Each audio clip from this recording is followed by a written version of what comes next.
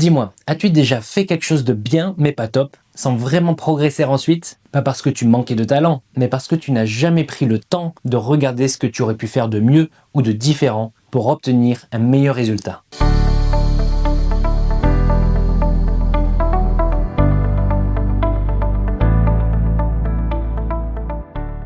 Salut à toi. Aujourd'hui, j'aimerais te parler d'un point souvent négligé et pourtant fondamental, l'analyse de sa propre performance. Parce que faire une performance, ce n'est pas suffisant.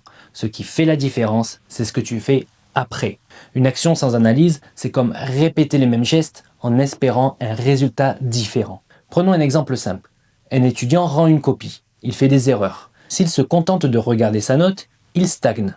S'il cherche à comprendre où, pourquoi et comment il s'est trompé, alors là, il progresse. Dans le monde professionnel, c'est exactement la même logique. Tu sors d'une réunion avec un client, le rendez-vous n'a pas été convaincant, si tu passes à autre chose sans débriefer, tu perds une opportunité précieuse d'apprentissage et d'amélioration et de commettre les mêmes erreurs par la suite. En effet, peut-être que ton client était déjà convaincu par la qualité de tes produits. Peut-être qu'il était surtout intéressé par ton service après-vente et pourtant tu as passé toute la réunion à parler de la qualité de tes produits. Le problème n'est pas ce que tu as dit, le problème c'est que tu n'as pas écouté. L'analyse permet justement ça, identifier l'écart entre ce qui était attendu et ce qui a réellement été fait. Dans le sport, c'est une évidence.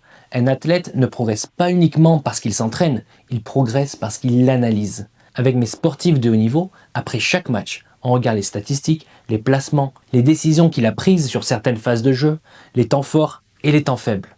Pas pour se juger, mais pour ajuster. Sans analyse, la performance reste basique et aléatoire. Avec analyse, elle devient intelligente et évolutive dans la progression. Et dans la vie personnelle, c'est pareil. Un conflit, une décision, un objectif non atteint, soit on se raconte une histoire pour se rassurer, soit on prend un instant pour se poser une vraie question.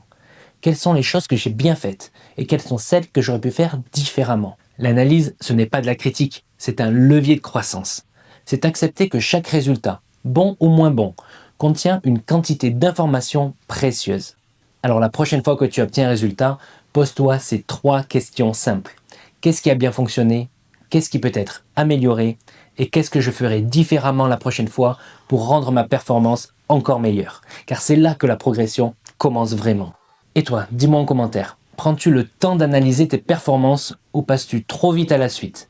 Parce qu'au fond, ce ne sont pas tant nos actions qui nous font progresser, ce sont les leçons que nous en tirons.